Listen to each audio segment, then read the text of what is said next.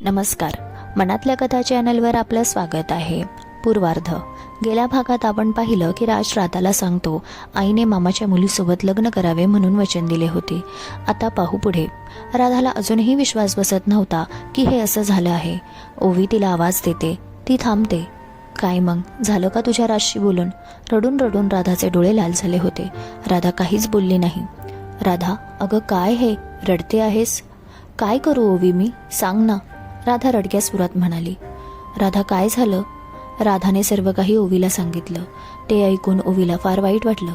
तिचं सांत्वन कोणत्या शब्दात करावं हे तिला सुचेना. ती देखील शांत बसली. ओवीला राधासाठी फार वाईट वाटत होतं. ओवीने दोघांचं प्रेम पाहिलं होतं. राज आणि राधा दोघेही एकमेकांवर खूप प्रेम करायचे. तिथे अमोलला राजने सर्व काही सांगितलं. राज आणि राधा ह्यांचं नातं पुढे जाईल ह्याची शाश्वती नव्हती. सगळं काही अचानक घडलं. राधा आणि राज दोघे आता एकमेकांशी बोलत देखील नव्हते. राजला अपराधीपणा वाटत होता. राधा देखील नाराज राहू लागली. बघता बघता वार्षिक परीक्षा आल्या. कॉलेजचा शेवटचा दिवस होता. राज आणि राधा एकमेकांशी बोलण्यासाठी आतुर झाले होते. राज आला. राधा, मला बोलायचं आहे. बोल राज. राधा, आज आपल्या कॉलेजचा शेवटचा दिवस. कॉलेजच्या पहिल्या दिवशीच तू मला खूप समजदार वाटली. तेव्हाच तुझ्या प्रेमात पडलो. बघ ना, तुझ्या ठिकाणी दुसरी मुलगी असती तर तिने मला जाऊ दिलं नसतं. पण तू हे सगळं ऐकून सारं सहज स्वीकारलं. ना कसला हट्ट ना काहीच. तुझ्यासोबत जे क्षण होते ते फार सुंदर होते राधा. माझ्या प्रत्येक विचारात तू होती आणि राहशील. पण तू माझ्यापासून दुरावणार हे मला सहन होत नाहीये. मला माहीत नाही मी वंदनाला माझ्या मनात स्थान देऊ शकतो की नाही. पण तुझं स्थान कायम अबाधित राहील.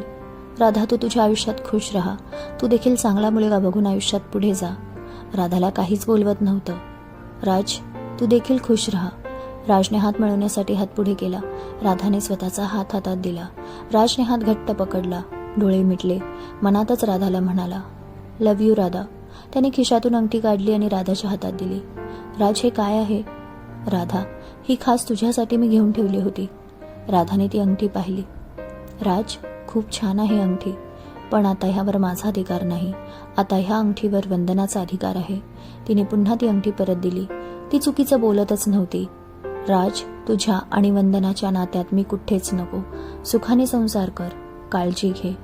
असं बोलून राधा निघून गेली. तिला राजचा चेहरा बघवत नव्हता. राजने ती अंगठी हातात घट्ट पकडली आणि रडू लागला. अमोल येऊन त्याचे सांत्वन करू लागला. राज, शांत हो, सावर स्वतःला. कसं सावरू अमोल? राधासोबत किती स्वप्न पाहिली होती. हे काय होऊन बसलं? राज, जे आहे त्याचा लवकरात लवकर स्वीकार कर. असं करत राहिला तर त्रास होईल तुला. होऊ दे त्रास अमोल. असं वाटतं जीव गेला तरी चालेल. पण राधाशिवाय मी नाही जगू शकत. ती भेट शेवटची ठरली. राधाने मन घट्ट केलं होतं. राजचा विरह सहन होत नव्हता तरीही आता जगावं लागणारच होतं. राज देखील तिच्या विचारात असायचा. आईने दिलेल्या वचनामुळे हतबल झाला होता. राज राधाला मेसेज कॉल करण्याचा प्रयत्न करायचा, पण तिने त्याच्याशी कॉन्टॅक्ट तोडला होता. संपर्कात राहिली तर अजून त्रास होईल. तिने एकदा मेसेज केला राजला. राज, संपर्कात राहिलो तर अजून त्रास होईल. तुलाही आणि मलाही. संपर्क न केलेला बरा. हे टाईप करत असताना तिचे हात थरथरत होते. इच्छा तर नव्हती त्याच्यापासून दूर जायची, पण नियतीने तो डाव मांडला होता. विस्कटून कसं चालणार? राजचा मेसेज, मिस कॉल सारं काही सुखावणारं होतं आणि त्या क्षणी त्रास देणारं होतं. राधाने तटस्थ भूमिका घेतली होती. त्याच्या मार्गात त्याला थांबायचं नव्हतं, कारण त्याचा मार्गच वेगळा होता आणि तिचाही मार्ग खूप वेगळा होता. राधा चांगल्या गुणांनी उत्तीर्ण झाली. राजही उत्तीर्ण झाला. राधा चांगल्या कंपनीत कामाला जाऊ लागली. पुढचं शिक्षण तिने जॉब करत असताना घेतलं. राज देखील कामाला लागला. बराच काळ लोटला. दोघेही एकमेकांच्या संपर्कात नव्हते. ओवी आणि अमोल एकमेकांच्या संपर्कात होते. त्यामुळे ओवी राजबद्दल राधाला सांगायची आणि अमोल राधाबद्दल राजला सांगायचा. वैदेही आणि रमेशचं लग्न छान पार पडलं. वैदेही घरात रुळली. राधाचा समंजसपणा, स्वभाव सारं काही जवळून पाहत होती. वर्ष लोटले आणि वैदेहीने रमेशकडे राधाच्या लग्नाचा विषय काढला. कारण रमेश आणि वैदेहीच्या लग्नाच्या वेळेस राधा कियांशच्या मनात भरली होती.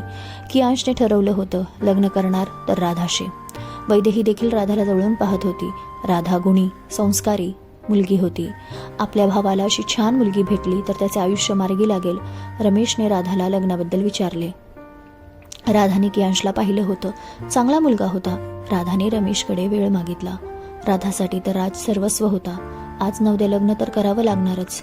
कधी नव्हे तिने राजला फोन केला. राधाचा कॉल आलेला पाहून तो खुश झाला. राज, कसा आहेस? मी बरा आहे राधा, तू कशी आहेस? मी पण मजेत. राज, माझ्यासाठी स्थळ आलं आहे. राजला हे ऐकून वाईट वाटलं, पण त्याचं एक मन म्हणाले, राधाला देखील आयुष्यात पुढं जाण्याचा अधिकार आहे. असे हे माझ्यात किती दिवस गुंतून राहणार. राजचे मन गहिवरून आले. राधा, तू कियांशचा विचार कर. चांगला मुलगा आहे. माझं देखील पुढच्या महिन्यात लग्न आहे. खुश रहा, आनंदी रहा, काळजी घे, असं म्हणत तिने फोन ठेवून दिला. खऱ्या अर्थाने राधा आणि राज एकमेकांच्या आयुष्यातून जाणार होते. 4 दिवसांनी रमेशला तिने कियांसोबत लग्न करण्यासाठी होकार कळवला. आई, बाबा, रमेश, वैदेही सगळे खुश होते. कियांश देखील. 1 वर्ष ऑफिसच्या कामानिमित्त त्याला बाहेर जायचं होतं. राधाचेही शिक्षण चालू होतं. वर्षभरानंतर लग्नाची तारीख फिक्स केली गेली. कियांश राधाला आवर्जून फोन करायचा. तिच्या आवडीनिवडी सारं काही जाणून घ्यायचा. एक दिवस राधाने कियांशला राजबद्दल सांगितले. तिला नात्यात पारदर्शकता हवी होती. कियांशने देखील सारं काही ऐकलं. राधा, राज फार नशीबवान होता की तुझ्यासारखी मुलगी त्याच्या प्रेमात पडली. कियांश, खरं तर मी नशीबवान होते, त्याच्यासारख्या मुलाने माझ्यावर प्रेम केलं.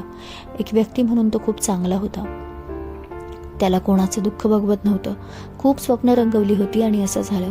राधा आणि कियांश एकमेकांना समजू लागले. कियांशचा स्वभाव फार छान होता.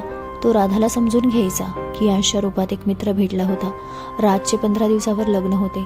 पुन्हा राधाने फोन केला. राज, तुला खूप खूप शुभेच्छा. खुश रहा, आनंदी रहा. हा शेवटचा फोन आहे आपला. त्यानंतर मला वाटत नाही की मी तुझ्याशी बोलू शकेल. भरलेल्या डोळ्यांनी राधाने फोन कट केला. राजही उदास होता. राजचं लग्न झालं. त्याने वंदनासोबत संसाराला सुरुवात केली. राधाला विसरून जाणं सोपं नव्हतंच. हृदयाच्या कप्प्यात अजूनही राधाचे स्थान होतं. वंदना त्याला खूप जीव लावायची. वंदना त्याला आपलंसे करण्याचा खूप प्रयत्न करायची. त्यालाही समजायचं. थोड्या महिन्याने वंदनाला आई होण्याची चाहूल लागली. 7 महिने पूर्ण झाल्यावर ती आईकडे गेली. सगळं सुरळीत चालू असताना एक गोष्ट घडली. राजच्या आयुष्यात एक वळण आलं. काय असेल हे वळण? क्रमश. कथालेखन अश्विनी कुणाल उगले. श्रोते हो, तुम्हाला आजचा भाग कसा वाटला कमेंटमध्ये सांगायला विसरू नका. व्हिडिओला एक लाईक जरूर द्या आणि तुम्ही चॅनलला अजूनही सबस्क्राईब केलं नसेल तर जरूर करा. बेल आयकॉन दाबायला विसरू नका, जेणेकरून नोटिफिकेशन येतील. लवकरच भेटू पुढील भागात. ओढ तुझ्या प्रेमाची. धन्यवाद.